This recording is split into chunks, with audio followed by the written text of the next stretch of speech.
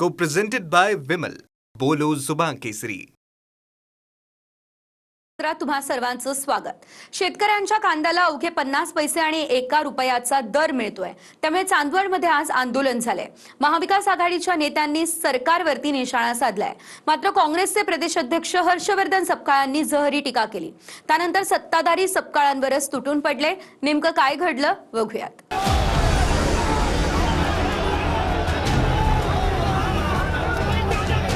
मोदी जो है वो कांदा हराम निकल गया. नरेंद्र जो है तो दलिंदर ही है. प्रधानमंत्री नरेंद्र मोदी जी हे खरे धुरंधर आहेत. यांनी आरोप केलाय ते असली दलिंदर आहेत. का राजा भोज और का गंगू तेली. कांद्याला 24 रुपयांचा दर देण्याच्या मागणीसाठी महाविकास आघाडीचं आंदोलन झालं.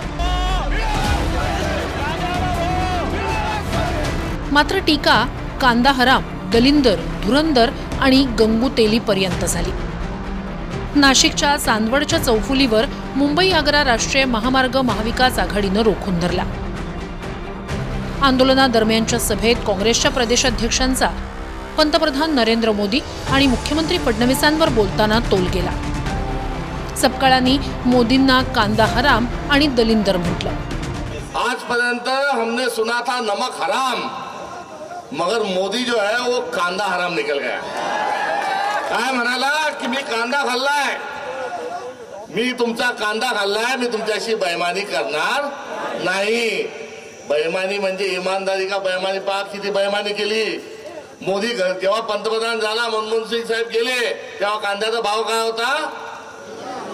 3000, 2014. आज काय? हरामखोर म्हणायचं, कांदाखोर म्हणायचं, बेईमान म्हणायचं, नालायक म्हणायचं का त्याला गोटर खेटर घेऊन दाखवायचं? हा एक अत्यंत संतापजनक प्रश्न आपल्या सगळ्यांच्या समोर आहे आणि तोच उद्रेक या निमित्तानं आहे. हा भांडकुदळ मोदी जो आहे, हा सर्व आपल्या शेजाऱ्या पाजाऱ्याशी आणि जगातल्या सर्व लोकांची यानं खाजून घेतलेलं आहे, भांडणं घेतलेलं आहे. हा जोपर्यंत दलिंदर पंतप्रधान पदाच्या खुर्चीवर आहे, तोपर्यंत भारताचा कांदा कुणी आयात करायला तयार नाही. बरोबर सांगतो का चूक सांगतो? रोज 50 के म्हणजे हजारो लाखो लिटर डिझेल जे आहे ते बांगलादेशात चाललं. अरे मूर्खा, असं म्हणणं योग्य नाही, मात्र दुसरा शब्द नाही. अरे मोदी मूर्खा, तू सांग ना की डिझेल पाहिजे असेल तर कांदा घ्यावा लागल.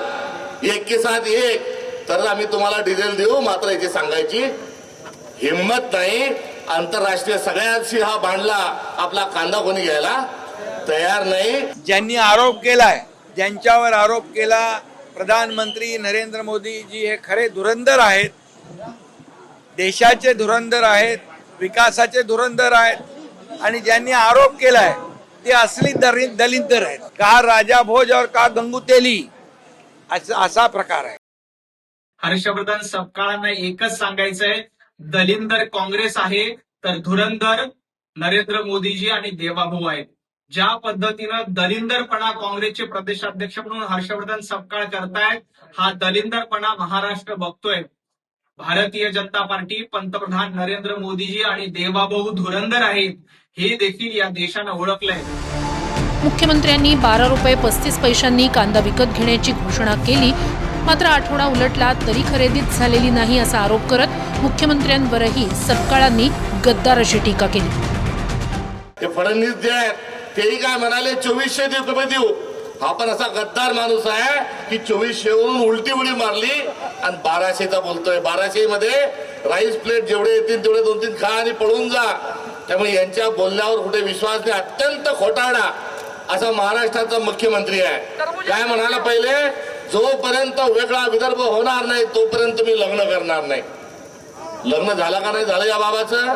अरे जो विदर्भाच्या मतदारसंघातल्या त्याच्यावर निवडून येतो त्या लोकांशी खोटं बोलतो, तो या महाराष्ट्राशी आणि भारताशी जगाशी खोटं बोलल्याशिवाय राहणार नाही. हा 3 पाट हर्षवर्धन सपकाळ ज्याची निवडून येण्याची लायकी नाहीये, तो आमच्या देवेंद्र फडणवीस साहेबांबद्दल आणि मोदी साहेबांबद्दल अगर एकेरी बोलत असेल तर भारतीय जनता पक्ष म्हणून आणि देशावर प्रेम करणारा एक नागरिक म्हणून याला महाराष्ट्रामध्ये फिरून द्यायचं आहे का, याचा विचार जरा आम्हाला आता करायला लागेल. काँग्रेसची मोठी संस्कृती सांगितली जाते, मग हीच काय राहुल गांधींनी तुला शिकवलेली संस्कृती आहे का? चांदवडमध्ये मोठ्या संख्येनं शेतकरी आंदोलनात सहभागी झाले.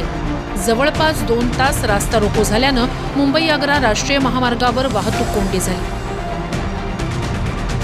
त्यानंतर काही आंदोलकांनी वाहनांची हवा सोडली, त्यामुळे पोलिसांसोबत झटापटही झाली.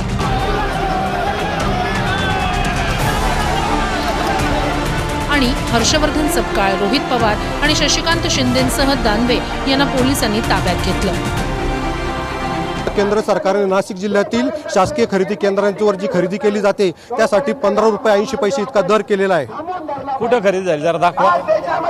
कागदावरच येते, बोलाचीच कडी बोलाचाच भात आहे. मार्केट कमिटी इथं कांदा शेतकरी घेऊन येतं, खरेदी केंद्र सुरू करावं ना आपण इथं. 100% राजकीय आंदोलन आहे. म्हणजे कांदा कापल्यानंतरही ज्यांच्या डोळ्यात अश्रू येणार नाहीत अशी मंडळी आता अश्रू ढाळण्याचा प्रयत्न करतायत. पण मी स्पष्टपणे सांगतो, महायुतीचं सरकार कांद्याच्या संदर्भात संवेदनशीलतेनं काम करण्याचा प्रयत्न करते. फोटो ऑपॉर्च्युनिटी चालली आहे, ते विरोधी पक्षात आहेत, त्यांचं काम आहे ते दाखवून राहिले. विशेष म्हणजे शिंदेंच्या शिवसेनेत आलेल्या बच्चू कडू यांनी महाविकास आघाडीच्या आंदोलनाचं स्वागत केलं. काँग्रेसनं मुद्दा लावून धरला पाहिजे अशी आशाही व्यक्त केली. बिलकुल त्यांचं स्वागत आहे का त्यांनी जे आंदोलन केलं. फक्त ते आंदोलन केल्यानंतर आज आपण जर पाहिलं तर काँग्रेसच्या सरकारमध्ये सुद्धा हेच हाल झाले. असं होऊ नये, सत्तेच्या बाहेर आहे म्हणजे मग शेतकरी आठवायचा आणि सत्ता आल्यानंतर मग शेतकऱ्याला दूर करायचं असं होता कामा नये. त्यांनी आंदोलन केलं त्याचं आम्ही स्वागतच करतो. पण तुम्ही या शब्दाला कायम राहिले पाहिजे. जसं गिरीश महाजन जे जेव्हा सत्तेत नव्हते तेव्हा त्यांनी कापसाले 7,000 का 8,000 रुपये भाव मागितला होता. त्याला 10 वर्ष झाले. सत्तेत आल्यानंतर मग ते शांत बसले असं होता कामा नये. ते काँग्रेसनं तसं टिकून ठेवला पाहिजे शब्द, एवढ्या अपेक्षा आहे. कांदा उत्पादक शेतकऱ्यांसाठी आंदोलनाची वेळ का आली हेही समजून घेतलं पाहिजे. कांद्याला प्रति किलो 1 रुपया ते 5 रुपयांपर्यंतचा दर मिळतोय. शेतकऱ्यांचा उत्पादन खर्चही निघत नाहीये. बीडमध्ये एका शेतकऱ्यानं 6 क्विंटल कांदा विकला, अवघ्या 50 पैशांचा दर मिळाला. उलट हमाली, तोलाई याचा खर्च म्हणून शेतकऱ्याला खिशातूनच 1,500 द्यावे लागले. आता सहकार मंत्री अमित शहा यांच्यासोबत मुख्यमंत्री आणि दोन्ही उपमुख्यमंत्र्यांसह कृषी मंत्री आणि पणन मंत्र्यांची बैठक आहे. या बैठकीत दीर्घकालीन उपाययोजनेवर तोडगा निघेल असं मुख्यमंत्र्यांनी सांगितलंय. आपल्या सगळ्यांची जी अपेक्षा असते राहिलेल्या कांद्याला चांगला भाव मिळाला, त्याला भाव मिळतो का? त्यामुळे हा घेतलेला कांदा कुठं विकायचा? डायरेक्ट भारताच्या बाहेर घेऊन जावा. भारताच्या बाहेर जात नसेल तर जाळून टाका, पण आमच्या शेतकऱ्याला 24 कमीत कमी रेट हा मिळालाच पाहिजे. काही लोक विनाकारण या संदर्भात राजकारण करू इच्छितात आणि फोटो ऑपॉर्च्युनिटी करण्याचा प्रयत्न करतायत. त्यांनाही माझं सांगणं आहे की जर राज्य सरकारने आणि केंद्र सरकारने 15 रुपयाने खरेदीचा निर्णय केला आहे, तुमच्या काळात कधी केला होता काय दाखवा, तो कधीच दिसणार नाही. आम्ही संवेदनशील आहोत म्हणूनच हे करतो. पण आम्हाला याची कल्पना आहे की एवढं करून भागणार नाही, अनेक गोष्टी कराव्या लागतील आणि म्हणूनच केंद्र सरकारसोबत उद्याला बैठक आम्ही करतो आणि त्या बैठकीतून दीर्घकालीन काय उपाययोजना करता येतील याचा प्रयत्न केला जाणार आहे. भाजपनं निवडणुकीआधी दिलेल्या आश्वासनाप्रमाणे 24 रुपयांचा कांद्याला दर द्यावा अशी महाविकास आघाडीची मागणी आहे. त्यासाठीच चांदवडमध्ये आंदोलनही केलं. मात्र सभेत सपकाळांनी दलिंदर आणि कांदा हराम असे शब्द वापरले, त्यामुळे चर्चा सपकाळांवर येऊन ठेपली. उमेश पारीखसह चंदन पूजाधिकारी, TV9 मराठी, चांदवड, नाशिक.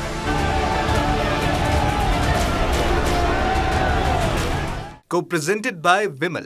बोलो जुबान केसरी.